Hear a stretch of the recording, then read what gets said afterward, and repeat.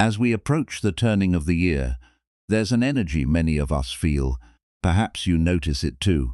That familiar pressure, the list of what we meant to accomplish, the blank paper waiting for new resolutions, the stream of collective consciousness gently pushing us toward better, more fixed. But what if, just for now, we went against this stream? What if we paused before planning tomorrow and honored today instead? Not to become someone else, but to recognize who we already are. To see the flowers we've grown before planting new seeds. Wherever you are right now, whether it's your morning beginning or your evening winding down, you're not alone in this listening. We're gathered here across time zones and distances, breathing together in this shared space. Take a moment to feel your breath, the rising and falling of your chest. There's nothing you need to fix or change right now. Just allow yourself to be here exactly as you are. If it feels right, share where you're listening from. You're helping create this circle of practice together. And please, get comfortable. This isn't about doing, it's about being. There's something about the turning of a year that invites us to think about new beginnings. We look at the calendar and think, that's when it'll start, January 1st. When the year is fresh and clean, that's when it'll finally be more present, more intentional, more alive in my own life. It's a gentle form of postponement, isn't it? Not harsh or lazy, but hopeful, believing that some future moment will be the right time to truly begin. But what if we don't have to wait? What if this moment, not January 1st, not when everything is perfect, not when you're finally ready? What if this moment is already the right time?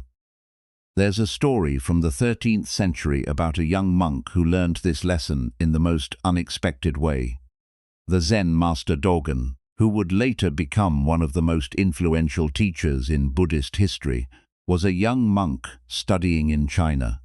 He was serious about his practice, hungry for enlightenment, searching everywhere for the deepest teachings. One scorching summer day, he encountered an elderly monk outside the monastery. The old man was the Tenzo, the head cook, and he was laboriously drying mushrooms in the blazing sun. His face was drenched with sweat, his movements were slow with age and heat. The work looked exhausting. Dogen, moved by compassion and perhaps a bit of youthful arrogance, approached the old cook. "Venerable sir," he said, "you should rest in the shade. This work is too hard for someone your age in this heat. Let the younger monks dry the mushrooms." The old Tenzo straightened up, looked at young Dogen and said something that would change the young monk's understanding forever. "Young man, I am not other people." Dogen was confused. Of course the old monk wasn't other people, but what did that have to do with drying mushrooms?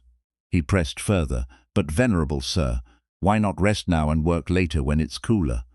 The Tenzo smiled, wiped his brow, and replied, "If not now, when?" Then he went back to turning the mushrooms one by one with complete attention. This moment, this exchange under the burning sun, held everything Dogen had been searching for in all his studies. The old cook wasn't just teaching about mushrooms. He was demonstrating something essential about what it means to be truly alive. "I am not other people. This moment belongs to you alone. No one else can live it for you. No one else can be present in your place. The work of being here, fully here, cannot be delegated or not now. When? This breath won't come again. This moment won't wait for better conditions, more energy, a clearer schedule. Life is happening now in the drying of mushrooms, in the sweat on your brow, in the simple act of tending to what's in front of you." The Buddha taught that mindfulness means maintaining awareness of our body, feelings, mind, and the world around us in the present moment. He said, "Do not pursue the past. Do not lose yourself in the future. The past no longer is. The future has not yet come." Looking deeply at life, as it is in the very here and now, the practitioner dwells in stability and freedom. But what does this actually look like? How does this wisdom translate from ancient texts and monastery gardens into our daily lives? Think about this morning when you brushed your teeth. Were you brushing your teeth, or were you already mentally at work? rehearsing a difficult conversation, reviewing your to-do list. When you ate breakfast, did you taste it?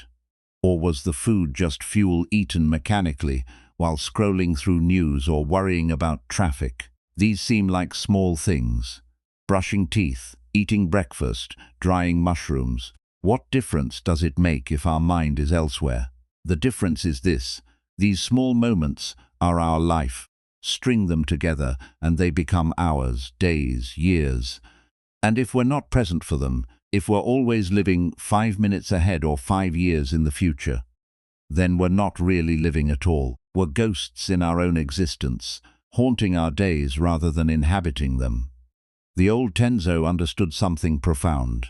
Every action, no matter how humble, is an opportunity to be fully alive. Drying mushrooms in the hot sun isn't separate from spiritual practice. It is spiritual practice when done with complete presence and care. There's no task too mundane for this quality of attention, no moment too ordinary to deserve our full presence. You're washing dishes, your hands are in warm water, soap bubbles catching light, the rhythm of scrubbing and rinsing, but where is your mind? Is it rehearsing an argument from 3 days ago, planning tomorrow's meeting, counting the minutes until you can do something more important? What if washing dishes is not in the way of your life, but is your life happening right now, in the form of warm water and clean plates? You're in a conversation with someone you love. They're telling you about their day, their worry, their small joy. But are you really listening? Or are you half present, part of your attention already leaking toward your phone, your own response, the thing you need to do next? I am not other people means no one else can give this person your presence right now. If not now, when means this conversation, this moment of connection won't wait. We live so much of our lives in a kind of fog, not fully asleep but not fully awake either, going through the motions. Our body does one thing while our mind does 3 others. We call this multitasking and consider it a skill, but really it's a way of not being anywhere fully. And beneath this constant distraction, there's often something we're running from, some feeling we don't want to feel, some emptiness or loneliness or anxiety that arises when we stop long enough to be still. So we fill every moment with doing, thinking, planning, consuming, anything to avoid the rawness of simply being here. Brother Phap Hu, a Buddhist monk, shared something honest about his own experience with this. He noticed that when he caught himself in distraction and checked what was really present, he often found loneliness underneath. A feeling of wanting to be seen, to be valued, to matter. The busyness wasn't really about the importance of the work. It was about covering up that tender, uncomfortable feelings. This is deeply human. We're not failing at practice when we notice this. We're just seeing clearly what's actually here. The question, "What are you doing?" is not meant to judge us. It's meant to wake us up, to bring us back from wherever we've drifted to. Back to the only place we can actually live. Right here, right now. When we ask ourselves this question with kindness, we might discover all sorts of truths. We're scrolling through our phone because we're avoiding a difficult task. We're snapping at someone we love because we're hungry and tired, but haven't admitted it. We're working late again because we're afraid of disappointing people, afraid of being ordinary, afraid of not being enough. Or we might discover something beautiful. We're breathing, we're here despite everything. We are alive right now, and that itself is extraordinary. The practice isn't about achieving some perfect state of unbroken presence. That would just be another form of striving, another future goal to chase. The practice is much gentler than that. It's about noticing when we've left and coming back, noticing again, coming back again, 1,000 times a day if necessary, with patience and kindness toward ourselves. Each time we notice we've been lost in thought and we return to the breath, that's not failure. That's the practice itself. That's the moment of waking up. You're driving and realize you don't remember the last 5 minutes of the road. That recognition, "Oh, I wasn't here." That's awareness arising. Feel your hands on the wheel. Notice the car in front of you. Come back to your senses. That's the practice. You're eating and notice you've already finished half your meal without tasting a single bite. Don't scold yourself. Just notice. Taste the next bite fully. Feel the texture. That's coming home. You're with your child and realize you've been physically present but mentally absent, running through work problems while they show you their drawing. The moment you notice, you have a choice. Let go of the work thoughts. Look at the drawing. Really see it. Really see them. That's love in action. The old Tenzo drying mushrooms wasn't doing anything complicated. He wasn't performing some advanced meditation technique. He was just there, completely there for the work in front of him. And in that simple presence, he was living his life fully instead of waiting for life to begin somewhere else, sometime later, under better conditions. This is what the question, "What are you doing?" invites us toward. Not a perfect performance of presence, but a sincere willingness to show up for our own life. To inhabit our moments instead of haunting them. To be the one living our life, rather than watching it pass by from a distance. Because here is what the old cook knew, that young Dogen was just beginning to learn. Enlightenment is not somewhere else. It's not in the future, when you're finally good enough, accomplished enough, peaceful enough. It's right here in the ordinary moments waiting for you to arrive. Drying mushrooms, washing dishes, answering an email, listening to rain, holding someone's hand, breathing in, breathing out. The sacred and the ordinary are not separate. Every moment is both. It's only our presence or absence that makes the difference. So right now, as you listen to these words, you might pause and ask yourself this question. Not as criticism, not as one more thing to add to your self-improvement list, but as a gentle invitation home. What am I doing? Where is my attention right now? Where is my mind? Am I here? Or have I drifted somewhere else? And if you've drifted, which is perfectly human, perfectly normal, can you simply come back? Feel your breath, feel your body, notice the sounds around you.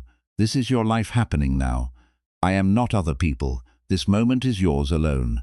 No one else can live it for you. If not now, when? This breath won't come again. The answer the old Tenzo was living. The answer written in his patient hands turning mushrooms in the sun is simply this: I am here. I am showing up for my life. I am being present for what is exactly as it is right now. That's the practice, that's the path, that's the answer that changes everything. Not because it transforms you into someone else, but because it brings you home to the life you're already living. We often end the year cataloging what we didn't do.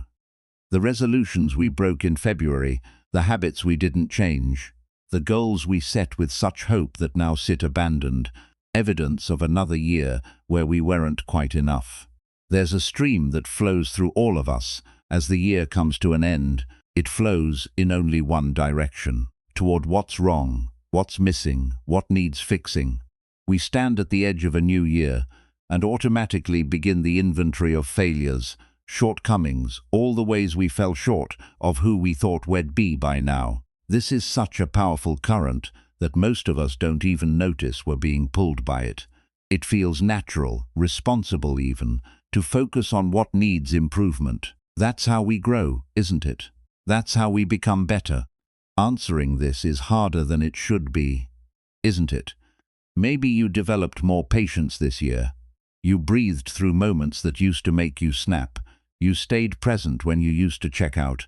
That's a flower. Maybe you found courage. You spoke a truth you'd been afraid to voice. You set a boundary you'd been avoiding. You admitted you needed help. That's a flower. Maybe you discovered rest for the first time in years.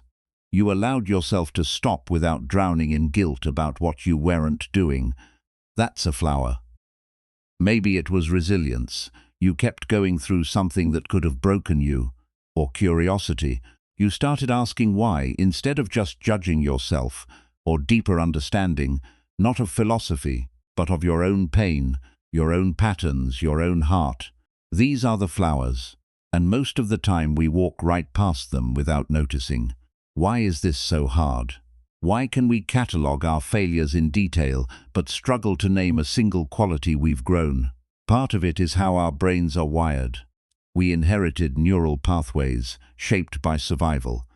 Our ancestors stayed alive by remembering the dangerous berry, the threatening situation, the thing that could hurt them. Brains that paid more attention to negative information were more likely to survive and pass on their genes. So we come equipped with what psychologists call a negativity bias. We notice, remember, and give more weight to negative experiences than positive ones. It kept us alive as a species, but it also means we walk through our lives seeing primarily what's wrong, what's lacking, what needs fixing, and we miss the flowers that are actually blooming right now. Think about feedback you've received this year. Maybe at work, maybe from family, maybe from friends or strangers. If you receive 10 compliments and 1 criticism, which one occupies your thoughts? Which one can you recall word for word? Most of us can recite our criticisms verbatim. The exact words, the specific sting of them, the way they confirmed our worst fears about ourselves. But the compliments, they slide away like water. We know, intellectually, that people said kind things, appreciative things, but the details evaporate while the criticism remains etched in permanent ink. This isn't a personal failing. This is the human condition. This is the brain doing what evolution designed it to do, giving 5 times more attention to what's wrong than what's right. But here's the problem. We're not running from predators anymore. We're sitting in relative safety, often with more than enough, surrounded by people who care about us. Yet our brains are still scanning for threats, still giving disproportionate weight to the negative, still convincing us that the one thing that went wrong defines the day more than the 9 things that went right. You can have a good day with your children, patient, present, enjoying each other for hours. Then you snap at them once before bed. As you fall asleep, what are you replaying? The one bad moment or the good hours? You can give a presentation that helps people, that lands well, that receives genuine appreciation. But if one person looks bored, what do you think about on the drive home? You can practice patience, courage, resilience, kindness, real flowers, genuine growth, and still lie in bed thinking about the one moment you lost your temper, the one day you fell back into an old pattern, the one way you haven't yet changed. The compost pile gets all the attention while the flowers bloom unnoticed. This is why going against the stream matters. This is why we need to actively, intentionally turn our attention toward what's actually growing. Not because we're being fake or bypassing our struggles, but because we're telling the whole truth instead of just half of it. The whole truth is, yes, you struggled this year. Yes, you made mistakes. Yes, there are things you wish you'd done differently. And also you grew. You cultivated qualities that weren't there before, or weren't as strong. You showed up for yourself and others in ways that mattered, even if they felt small in the moment. When we only focus on what needs fixing, we're telling ourselves a partial story. We're saying, my suffering is real, but my flowering isn't. We're giving weight to our struggles, but dismissing our growth as not counting, not enough, not worthy of recognition. This does something to us over time. It makes us tired. It makes us feel like we're always falling short, always failing, always not enough, no matter what we do. And from that exhausted, depleted place, it's so much harder to grow anything new. But when we pause to honor what we've already cultivated, when we let ourselves see the flowers, something shifts. It's not about becoming arrogant or complacent. It's not about pretending everything is perfect or bypassing real struggles. It's about telling the whole truth. Yes, there are weeds in the garden. Yes, there's work to do. And also look at these flowers. Look at what you've already grown through rain and drought, through difficulty and doubt. The Buddha taught about the importance of what he called gladdening the mind. He said that spiritual practice isn't only about seeing suffering clearly, it's also about recognizing the wholesome, seeing what's good and beautiful and true in ourselves and the world. He taught his students to take joy in their own goodness, not out of pride, but out of truth. Because here's what happens when we acknowledge our flowers: we water them. Attention is like water in a garden. Whatever we give our attention to grows. If we only notice our failings, we become people who fail, not because we fail more, but because that's all we can see, and what we see shapes what becomes possible. But if we learn to notice the flowers too, if we train ourselves to see patience when it appears, to recognize kindness when we offer it, to acknowledge the moments we show up even when it's hard, we become people who can see possibilities. We become people who know that growth is real, change is possible, and we are capable of more than our harshest inner voice would have us believe. So right now, in this moment of listening, can you ask yourself this question again? What flower have I grown this year? Don't rush past it. Don't let the critical voice jump in with yes, but and that doesn't count. Just pause and look honestly at the garden of your year. Maybe it's a small flower. Maybe it bloomed only once. Maybe it's not the flower you wished for or expected, but is there something? Some moment of patience where you used to have only frustration, some spark of curiosity where there used to be cynicism, some sliver of rest in a life that's been nothing but motion, some capacity to feel your feelings instead of immediately running from them. Can you see it? Can you name it? And here's what matters most. Can you let yourself recognize it without immediately undermining it? Because that's what we do, isn't it? We have a moment of growth and immediately follow it with, but I should have done it sooner, or it's not enough, or other people do this so much better. We plant flowers and then criticize them for not being redwoods. What if we just let the flower be a flower? You are here right now, willing to look at yourself honestly, willing to consider that maybe you've grown in ways you haven't acknowledged. That itself is a flower. That's courage. That's curiosity. That's a capacity for reflection that not everyone exercises. You made it through this year, whatever it held. Loss, confusion, joy, struggle, small victories, devastating defeats. You're here. That's resilience. That's a flower that deserves to be seen. Maybe you were kind to someone when you didn't have to be. Maybe you told the truth when lying would have been easier. Maybe you asked for help instead of pretending you were fine. Maybe you apologized. Maybe you kept showing up for therapy, for practice, for the slow work of healing. Maybe you let yourself feel something you'd been avoiding for years. These matter. These are real. These are the flowers growing in the garden of who you are becoming. And the practice of recognizing them isn't indulgent or self-congratulatory. It's necessary. It's medicine for the part of us that's been convinced we're fundamentally broken, and only fixing will save us. You are here, you are trying, you are growing even when it doesn't feel like it. Even when it's so slow you can't see it happening. And that is enough. Not that will be enough when you do more. Not that should be enough, but you still need to improve. That is enough, right now, exactly as it is. The flowers you've grown this year are real. They count, they matter. And before you plant new seeds, before you make lists of who you need to become, take a moment to honor what's already blooming.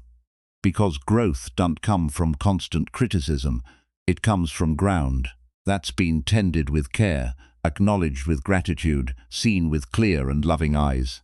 See your flowers, name them if you can, and know that the very act of recognition is itself another flower opening, the flower of self-compassion blooming in the garden of your becoming. There's a question that sometimes surfaces in the quiet moments.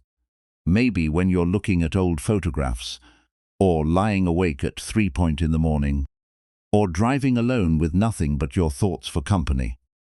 If you could go back, what would you do differently? Not the big dramatic things necessarily, not winning the lottery or choosing a different career path or moving to a different city, but the small daily things, the moments you were physically present but mentally absent, the conversations you half listened to, the people you loved but never quite showed up for fully. If you're honest with yourself, what rises to the surface?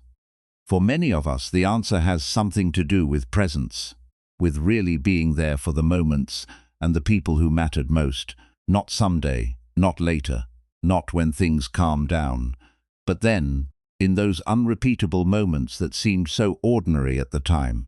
We all know intellectually that nothing lasts forever. We know people we love will eventually leave our lives through distance, through change, through death. We know this. The way we know the earth revolves around the sun. It's a fact filed away somewhere in our understanding. But knowing something intellectually and living with that knowledge are entirely different things. You can know that your parents are aging and still be impatient on the phone with them, rushing through the call to get back to whatever felt more urgent. You can know your children are growing up and still spend dinner scrolling through your device while they try to tell you about their day.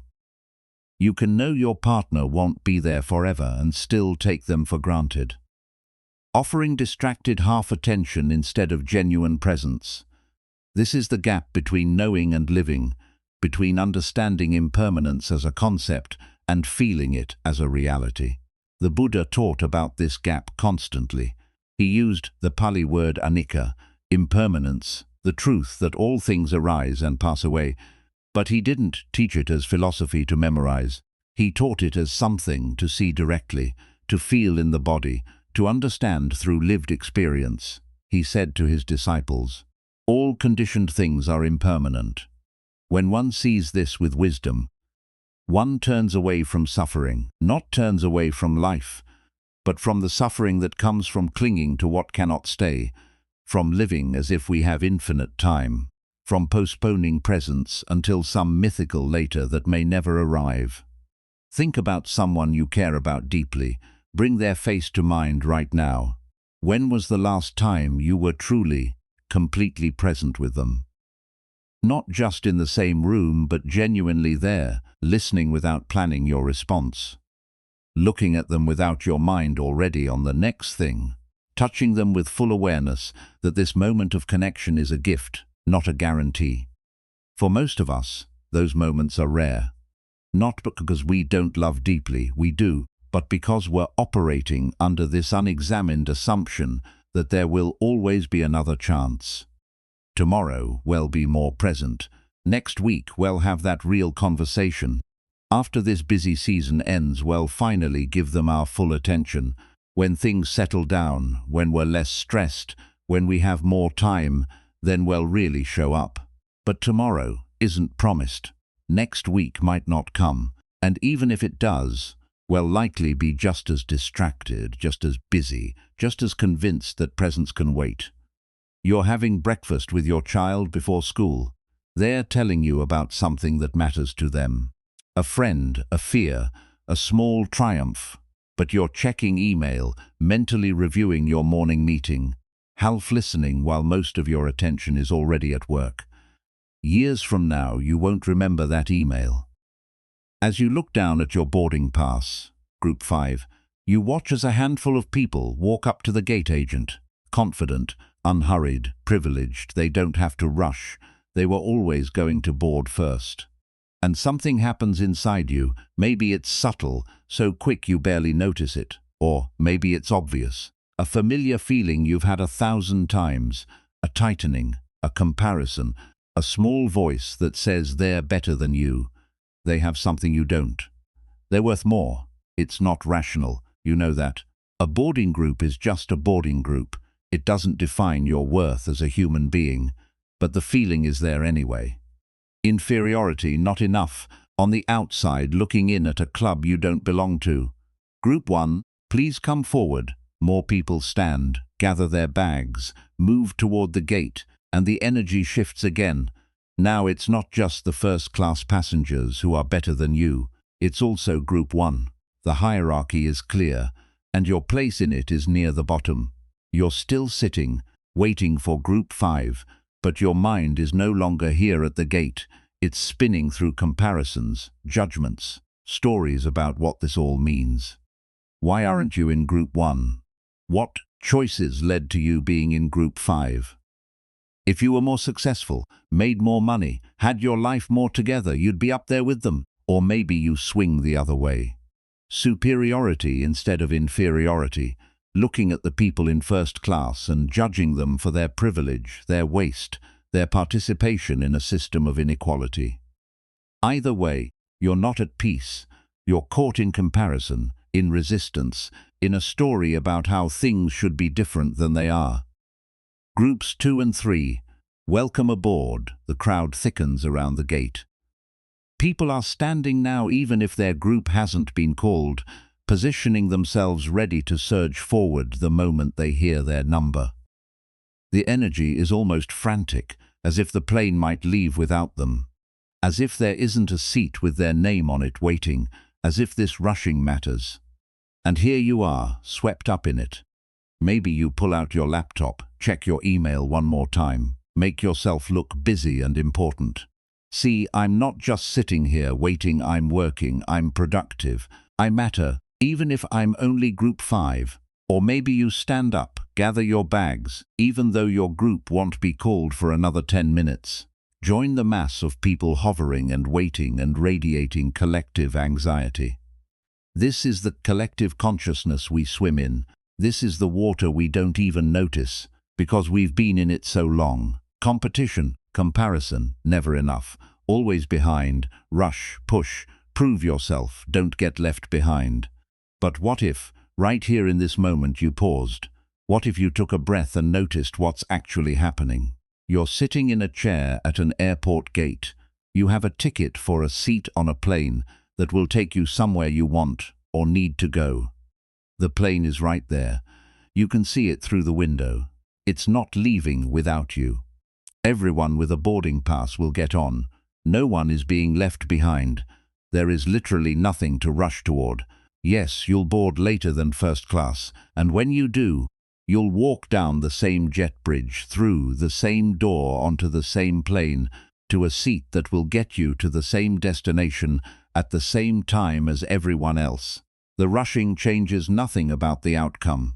It only changes your experience of this moment. So you have a choice right here. You can continue being pushed by the collective energy, standing when you don't need to stand, hovering when you could be sitting, letting comparison and anxiety run the show. You can spend these 10 minutes until Group 5 is called in a state of low-grade stress about something that doesn't actually require stress. Or you can be free, not free from the airport, not free from being Group 5, free from the situation, but free within it, free in your being while the doing unfolds exactly as it will anyway. What does that freedom look like? It looks like sitting back down. If you've stood up unnecessarily, it looks like taking a breath and feeling your body in the chair. It looks like noticing the anxiety arising and not believing every story it tells you about what this means. It looks like watching Group 1, 2, 3, 4 board and genuinely wishing them well instead of comparing yourself to them. It looks like noticing when that inner voice starts its litany of not good enough, not rich enough, not successful enough, and choosing not to water those seeds. It looks like relaxing into the present moment, this moment where you're safe, you're fine, you're exactly where you need to be. And here is where it gets even more interesting. When Group 5 is finally called and you walk up to board, you might notice someone behind you in Group 6 trying to sneak in early, cutting in line, pushing forward with that same frantic energy. And instead of getting defensive, instead of protecting your place in line, instead of adding your tension to their tension, you could step aside, go ahead, 2 words, 1 gesture, and suddenly you're not being pushed anymore, you're choosing. You're offering something. Generosity, space, ease into a system built on competition and scarcity. That person might look surprised, might not even say thank you, might just rush past without acknowledgement. It doesn't matter. You're not doing it for recognition. You're doing it because you've discovered something. Freedom isn't out there in better circumstances or higher boarding groups. Freedom is here in how you choose to be with what is. The Buddha taught about this, not about airports specifically, but about freedom in the midst of conditions we can't control. He taught that suffering comes not from the circumstances themselves, but from our relationship to them. Our craving for things to be different, our resistance to what is, our constant measuring of ourselves against others. And he taught that freedom is always available, not through changing our external conditions, but through changing our relationship to those conditions. Through awareness, through letting go, through being present rather than lost in stories about how things should be. This is embodiment. This is what it means to live the teachings instead of just understanding them intellectually. You can know all about mindfulness, read all the books, understand every concept, but if you're still standing at gate 5 radiating anxiety and comparison, the knowing hasn't become being yet. The practice is in the moment right there when the stress arises, when the comparison starts, when you feel the pull to rush or prove or compete. That's the moment of practice. That's where the choice lives. And nobody has to know you're doing it. You can be what you might call a mindful ninja, looking completely ordinary on the outside, while inside you're choosing freedom, choosing presence, choosing peace in the midst of collective chaos. The person next to you sees someone sitting calmly at a gate. They don't know you're practicing. They don't know you just noticed anxiety and chose not to follow it. They don't know you're embodying freedom right there in group 5. This is how practice becomes life. Not in dramatic moments of enlightenment on a meditation cushion, but in the mundane moments at airports, in grocery store lines, in traffic, in all the small situations where the collective consciousness is pushing us towards stress and we can choose something different. Think about a grocery store checkout. You've been waiting in line, getting closer to the front, and then another register opens. I can help someone over here. Watch what happens. Everyone rushes, trying to be first to the new line, jockeying for position, frustrated if someone gets there before them. The same energy as the airport, comparison, competition, scarcity thinking. But you could pause, you could let someone else go first. You could choose to arrive home 3 minutes later than you would have otherwise, and use those 3 minutes to practice being at peace rather than being pushed or traffic. You're in the left lane and it's moving slowly. The right lane seems to be moving faster. Do you change lanes? Then watch your old lane start moving faster. Then change back, caught in the endless game of trying to get ahead. Or do you stay where you are, breathe, know that you'll arrive when you arrive, and use the time to be present rather than stressed? These seem like small choices. They are small choices. Baku listened to all of this, and then said something that shocked them. If you expel this monk, where will he go to learn? If you cannot accept him with his imperfections, then I will leave instead. You are all wise and good practitioners. You can find another teacher anywhere. But this monk needs this community. If we expel him, we abandon him to his suffering, with no path forward. The monks were stunned. They had expected support for their righteous anger, validation of their standards, agreement that imperfection cannot be tolerated. Instead, their teacher was willing to leave rather than expel someone who was clearly in the wrong. So they stayed, the thief stayed, and something interesting began to happen. The monk who stole, knowing he had been accepted despite his worst behavior, knowing the community chose to keep him even when he didn't deserve it, began to change. Not overnight, not dramatically, but gradually the stealing stopped.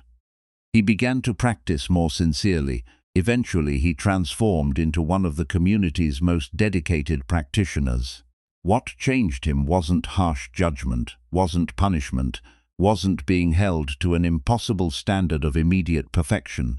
What changed him was being accepted in his imperfection, being held by a community that refused to give up on him, being taught by a teacher who valued his potential more than his past mistakes.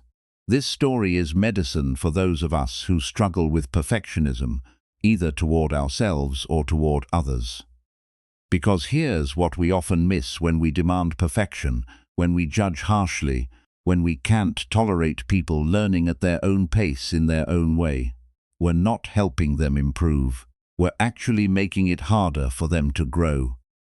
Think about a time someone was harsh with you about your mistakes, maybe a teacher who criticized instead of encouraged, a parent who focused on your failures instead of your efforts, a boss who only noticed what you did wrong.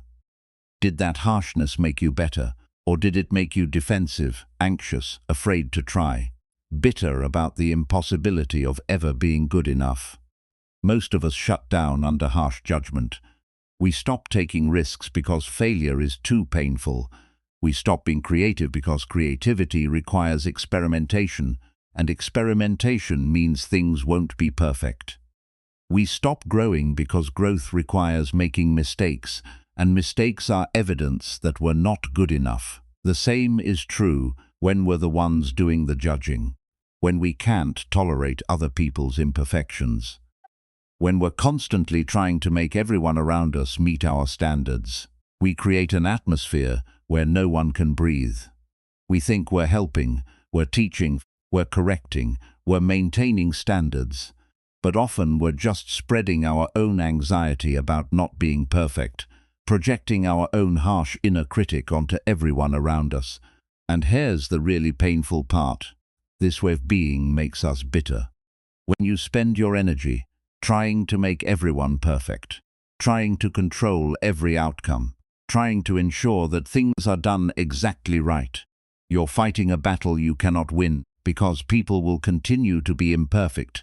They will continue to learn slowly, make mistakes, do things their own way. They will continue to be human, and your relationship to their humanity, whether you meet it with judgment or with compassion, determines whether you become bitter or remain open. Imagine you're teaching someone something you know well. Maybe it's a skill you've mastered through years of practice, or a tradition that's important to you, or a method you've perfected. You care about this deeply, you want to pass it on correctly, and the person you're teaching keeps getting it wrong. They miss the nuance, they skip steps, they add their own interpretation that completely misses the point. You correct them once, twice, 3 times, and still they don't get it quite right. In that moment you have a choice. You can tighten further, get frustrated, critical, impatient. Why aren't you listening? Why can't you do it the way I showed you? This isn't that hard, and watch as your harshness makes them more nervous, more likely to make mistakes, more closed to actually learning. Or you can soften. Remember that you also once didn't know this, that you also made mistakes when learning, that everyone's path to mastery looks different. You can ask yourself, am I teaching from love right now, or from judgment? Am I offering help, or am I trying to control? Am I supporting their growth, or am I protecting my own ego? This shift from judgment to compassion is the practice, and it's not easy, especially when you care deeply about the thing you're teaching. The Buddha taught about right speech as part of the Eightfold Path. Speech that is truthful, that is kind, that is helpful, that is timely. All 4 of these together, not just truthful but also kind, not just helpful but also timely. When we correct someone harshly, we might be truthful, yes, they did it wrong, but we're missing the kindness, the helpfulness, the timing that would actually support their learning. What if instead of no, not like that, we said, let me show you again. Here's what I found helpful. What if instead of sighing in frustration, we took a breath and remembered what it felt like to be the student, uncertain and trying? What if we asked ourselves before we speak, is this coming from my desire to help them grow, or from my anxiety about things not being perfect? Because there's a huge difference between those 2 motivations. One creates spaciousness for learning, the other creates contraction and fear. And the honest truth is, most of us are still learning this ourselves. We're still practicing how to teach from love instead of judgment. We're still working on loosening our grip on how things should be. We're still discovering that our way isn't the only way, that perfection isn't the goal, that presence and care matter more than flawless execution. There's something deeply freeing in admitting this. I'm still learning. I haven't arrived. I still get frustrated when people don't do things my way. I still judge when I mean to be compassionate. I still have a long way to go, but I can also see the aspiration clearly. Now I want to teach from love, not from control. I want to offer guidance that helps, rather than corrections that harm. I want to create space for people to learn at their own pace, in their own way, with all the messy imperfection that real learning requires. Like Bankei, who was willing to lose his whole community, rather than abandon one struggling monk. That's the direction. Valuing people over perfection, choosing compassion over correctness, accepting that growth happens in its own time and cannot be forced. This doesn't mean we never teach, never correct, never have standards. It means we check our motivation first. Are we correcting because it will genuinely help this person, or because their imperfection is making us uncomfortable? Are we teaching because we want to support their growth, or because we need them to validate our way of doing things? The next time you find yourself frustrated by someone's imperfection, whether it's a student, a child, a co-worker, a partner, even yourself, pause for a moment. Feel the tightness of wanting things to be different. Notice the judgment rising, and then ask, what would Bankei do? Would he expel the imperfection, or would he make space for it? Would he demand immediate perfection, or would he trust the process of gradual transformation? Would he teach from control or from love? The answer shapes not just the moment, but the relationship, not just the interaction, but your own heart. Because when you choose compassion over judgment, you free, both of you, them from the pressure of impossible standards, and you from the suffering of constantly fighting against reality. And gradually, in choosing this again and again, you become someone who can hold imperfection without tightness, who can teach without controlling, who can care deeply about standards while caring even more deeply about people. That's the practice. That's the aspiration. Not perfection, but presence. Not control, but compassion. Not judgment, but the kind of spacious love that says, you're learning, I'm learning, we're all still learning, and that's exactly as it should be. There's a voice that most of us carry, so constant we barely notice it anymore.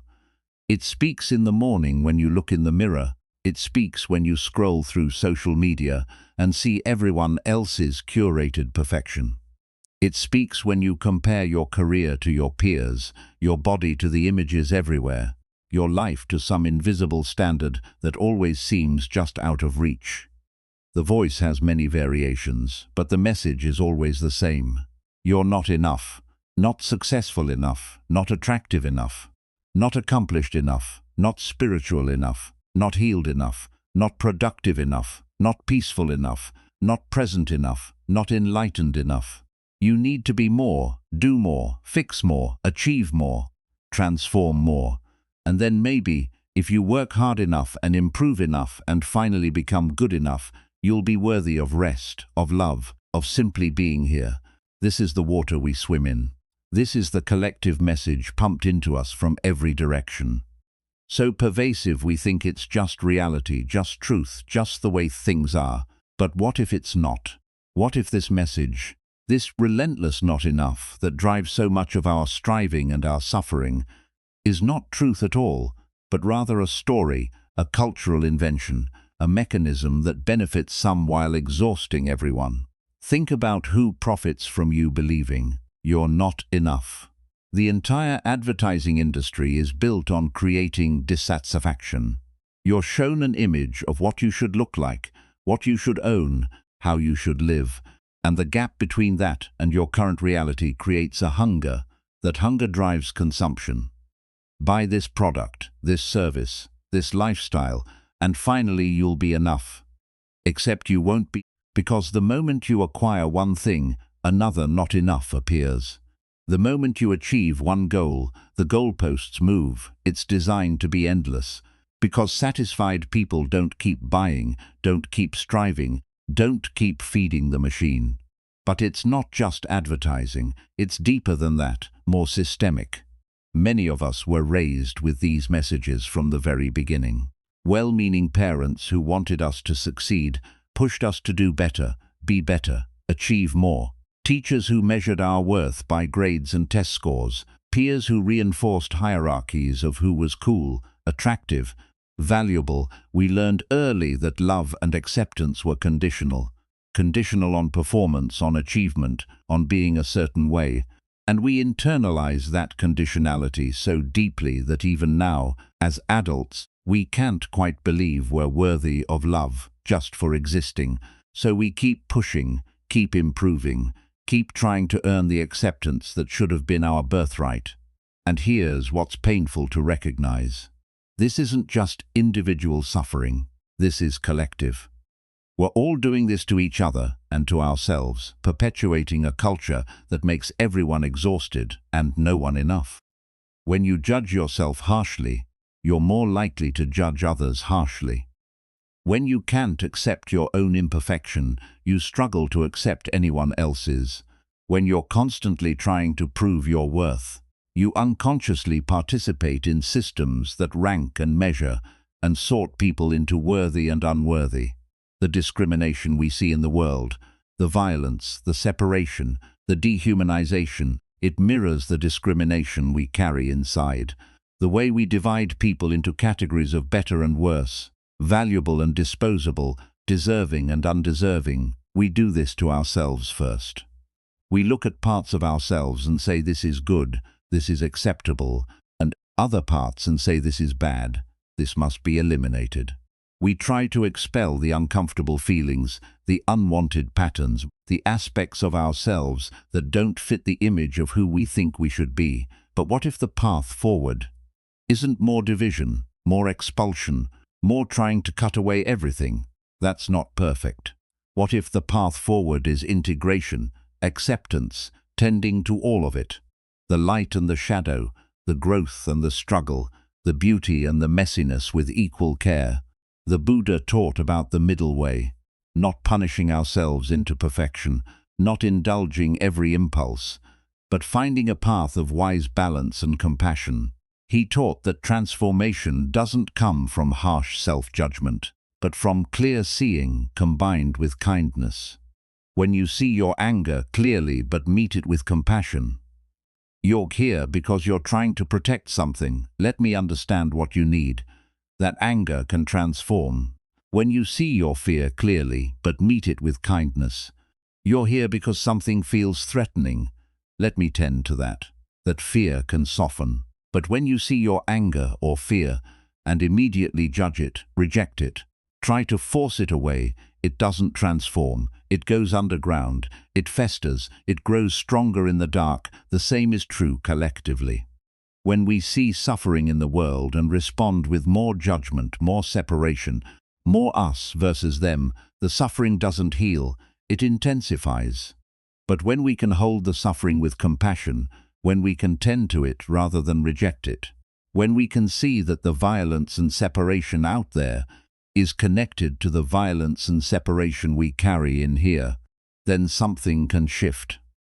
This is where the practice becomes radical, becomes revolutionary. What if you woke up tomorrow and decided just for one day that you were enough exactly as you are, not ill? Be enough when I lose weight, get the promotion, fix my anxiety, become more spiritual. But right now, in this body, with this history, with these struggles and these gifts, I am enough. What would change? You might move through your day differently, less frantic, less driven by the anxiety of not measuring up. You might be kinder to yourself when you make a mistake, knowing that mistakes don't diminish your fundamental worth. You might stop comparing yourself to others quite so much, because you're no longer trying to prove anything, and you might find that you're actually kinder to others too. Because when you're not constantly judging yourself, you naturally judge others less. When you've accepted your own imperfection, you can hold space for theirs. When you know in your bones that you're enough, you stop needing others to be less than you to feel okay about yourself. This is the gift we can give to the next generation.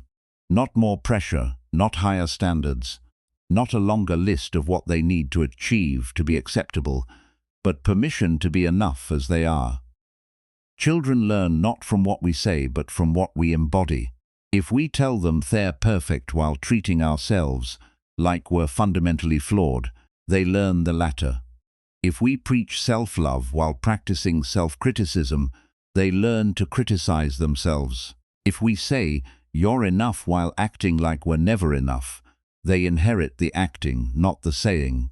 But if we can actually live it, if we can show them through our being what it looks like to accept ourselves, to tend to our struggles with compassion, to move through the world, knowing we're fundamentally okay, even as we continue to grow and learn, that becomes possible for them too.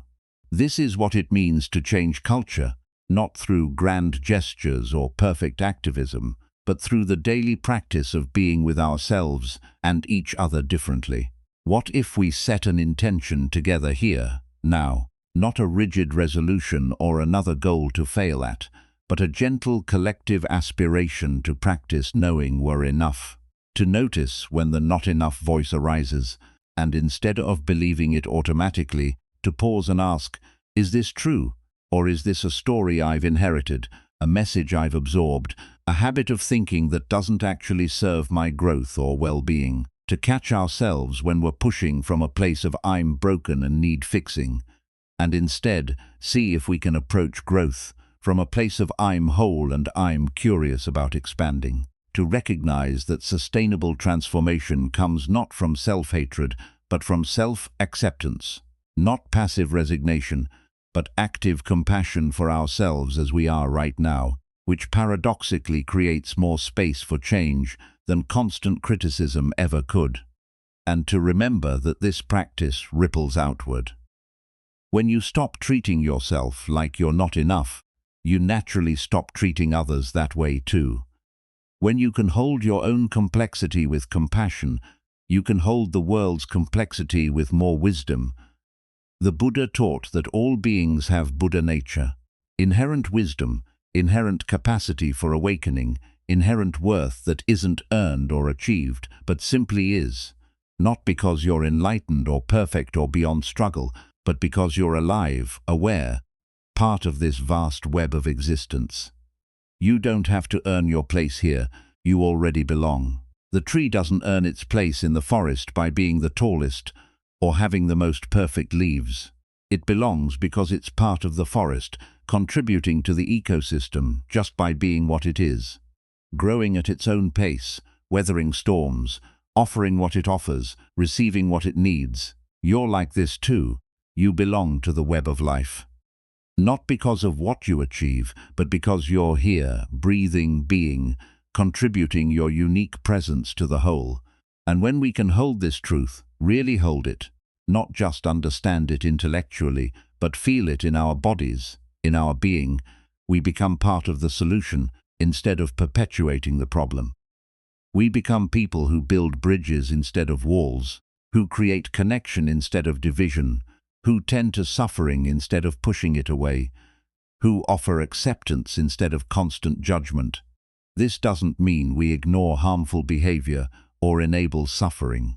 It means we recognize that people, including ourselves, are more than their worst moments, their current struggles, their imperfect attempts at living. We hold both accountability and compassion, both standards and acceptance, both the aspiration to grow, and the recognition that we're fundamentally okay right now.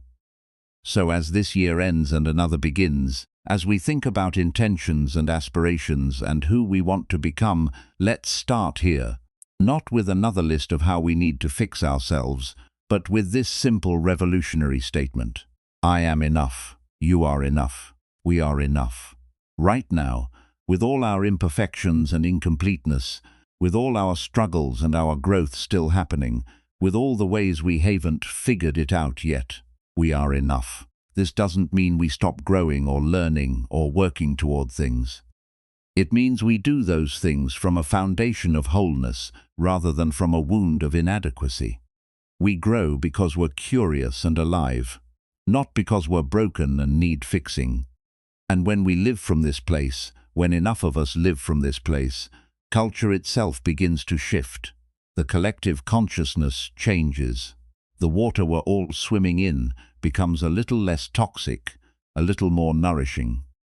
This moment right here is your contribution to that shift.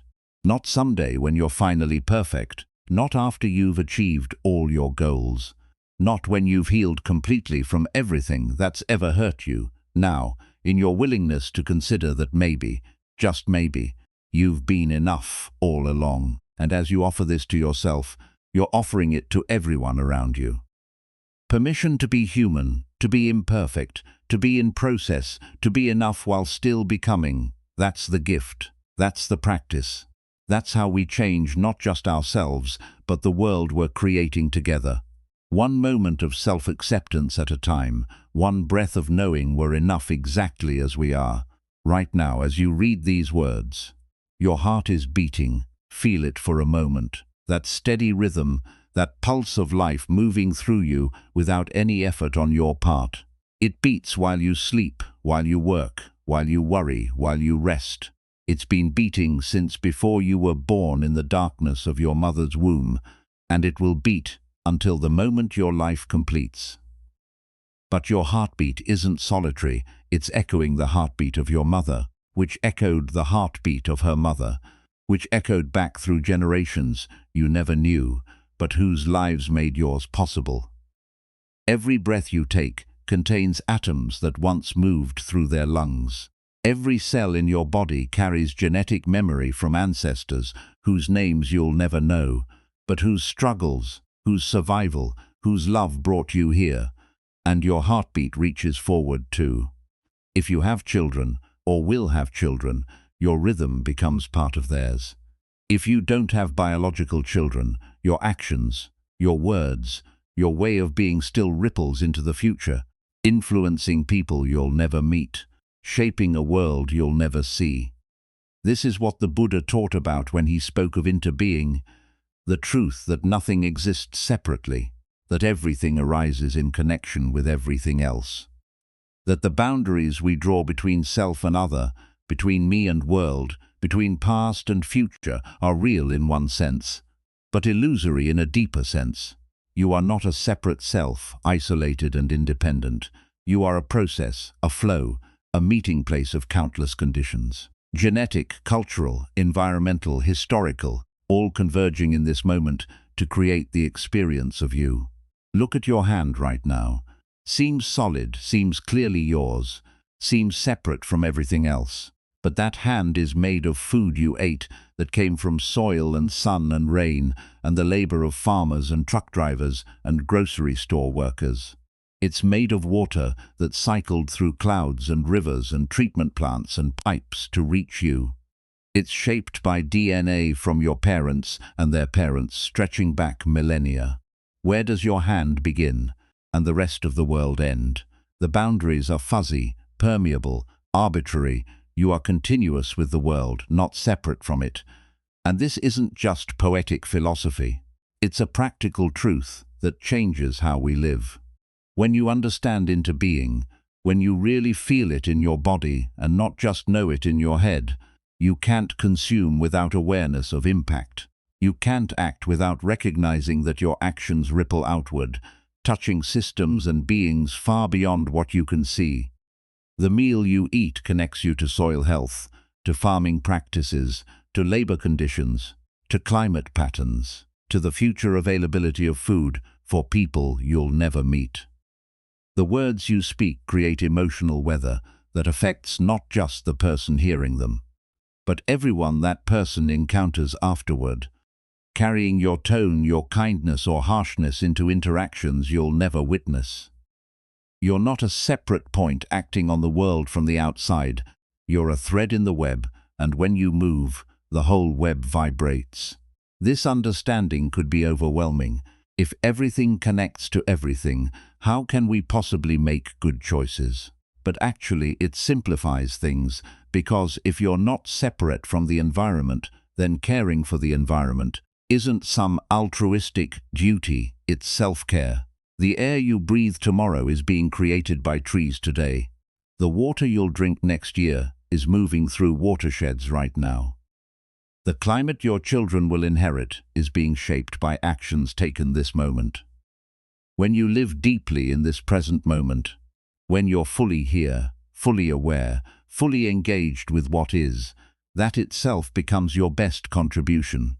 Not because you're trying to save the world, but because conscious, present living naturally tends toward less harm, more care, greater wisdom about how your choices ripple outward. And here's where this expansive understanding meets the intimate reality of your daily life. Tomorrow morning you'll wake up, you'll open your eyes to a new day, and in that first moment of consciousness, you'll have a choice you might not even realize you're making. You can wake up already anxious about everything you have to do, already behind before you've even started, already moving from task to task in your mind while your body is still in bed. Or you can pause.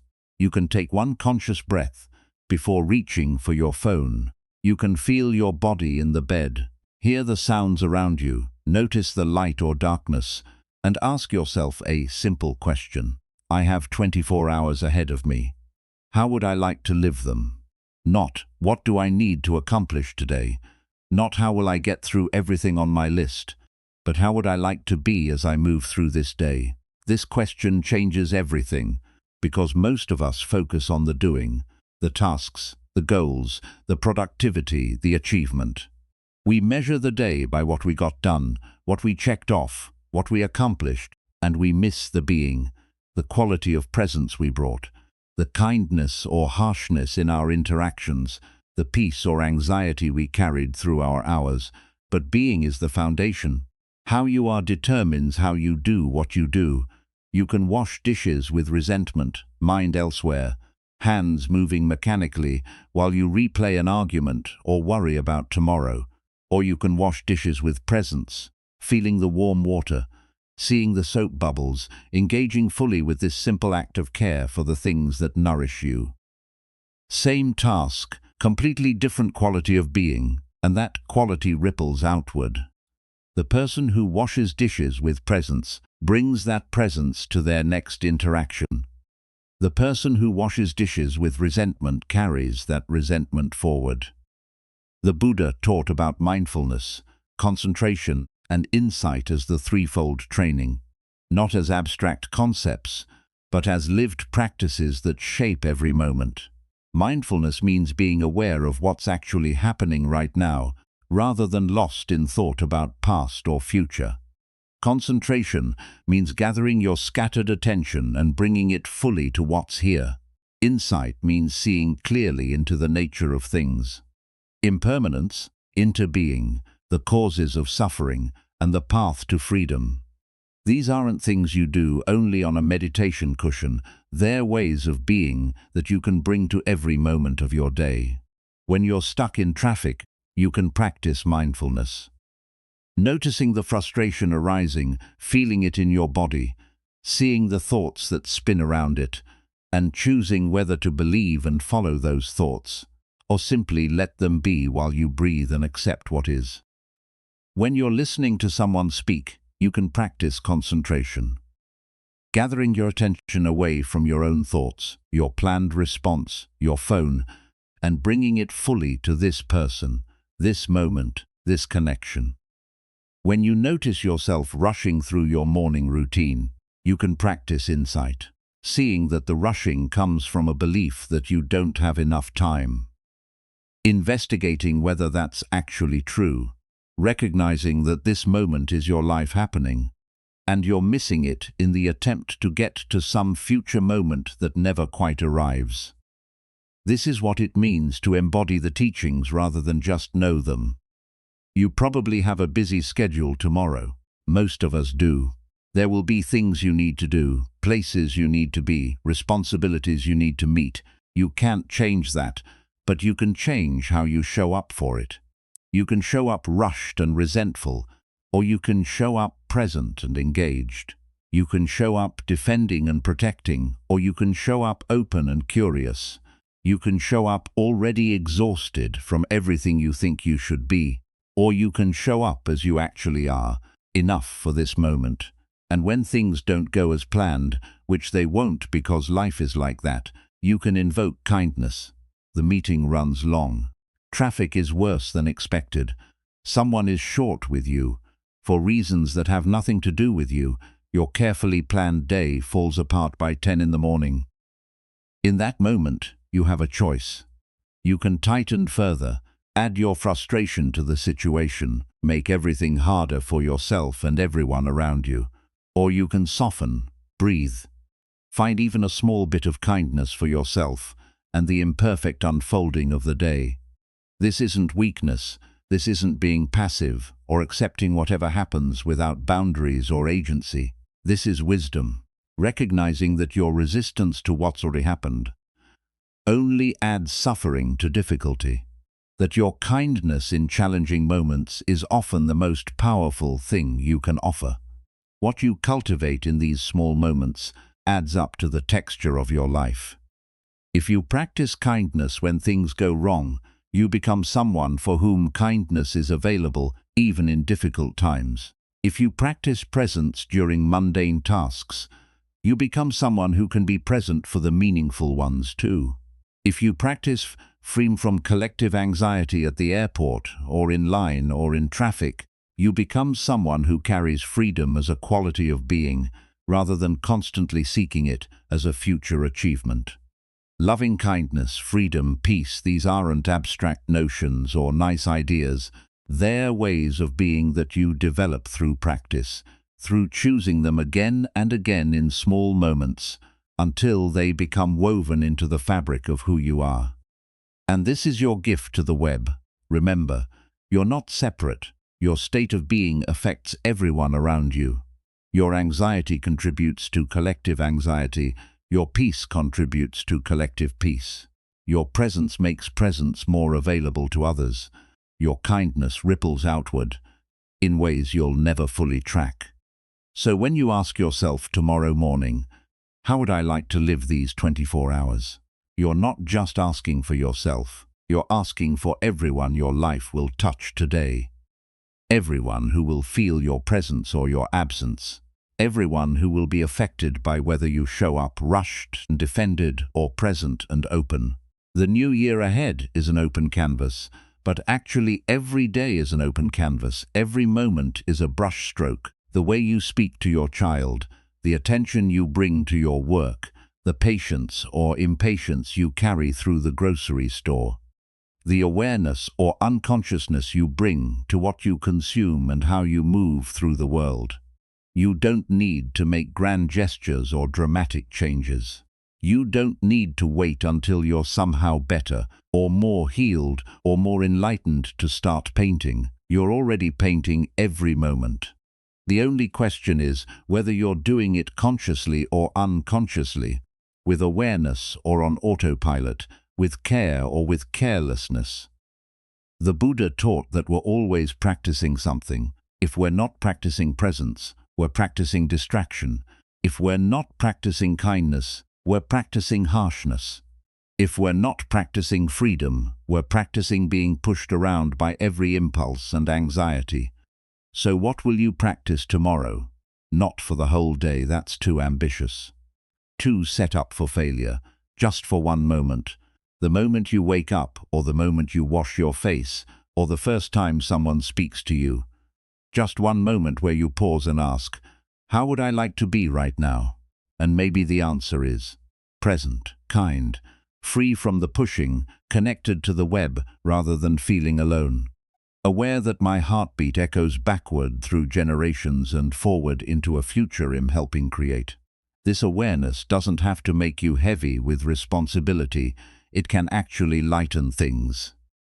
When you realize you're part of something vast and ongoing, that your life is a thread in an ancient and continuing weave, your individual struggles become both more significant and less overwhelming.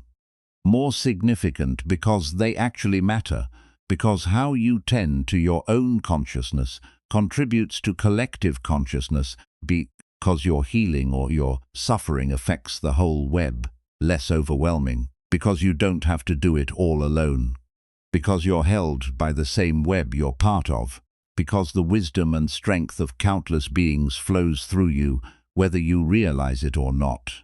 So tomorrow when you wake, before you reach for your phone, or start your mental to-do list, or jump into the stream of urgency and obligation, pause, feel your heartbeat, that rhythm that connects you to everyone who came before and everyone who will come after. Take one conscious breath, ask yourself how you'd like to be today, and then gently, with kindness for yourself and awareness of the web you're woven into, take your first step into the day. Not perfect, not figured out, not somehow better than you are, but present, intentional, and connected. That's the practice. That's the gift. That's how we paint the canvas together. Not through grand gestures, but through small moments of choosing to be awake rather than asleep, to be kind rather than harsh, to be present rather than lost in the endless stream of more, better, later. Your heartbeat in the web, your days as brushstrokes, your being as your greatest contribution. Tomorrow begins now in this moment of understanding. How will you meet it? So we return to where we began, to that moment of turning, this threshold between what was and what will be. You don't have to wait for January 1st to begin. You don't have to wait until you're healed or ready or somehow better than you are right now. If not now, when? The answer is simple, even if living it isn't always easy. This breath, this moment, this being that you already are, complete even as you continue growing, the blank page of a new year, isn't something to fear. It's possibility, it's space. It's an invitation to show up for your life. Not perfectly, not flawlessly, but presently, one moment at a time. You already have everything you need for this. Not everything you think you need, but everything essential. This breath, this awareness, this capacity to begin again in any moment. Wherever you are listening from right now, whether it's your dawn or your midnight, whether you're alone or surrounded by others, whether you're at peace or struggling, you're not alone in this practice of being human, of learning to be present, of choosing again and again to meet life with awareness. Let yourself rest in this knowing. You're enough, this moment is enough, and tomorrow when you wake, the practice continues. Not as a burden, but as a gift. Not as something to perfect, but as something to live. Thank you for your presence here. Thank you for listening, for being willing to walk this path together. Take a breath now, feel yourself here, and know that being is enough.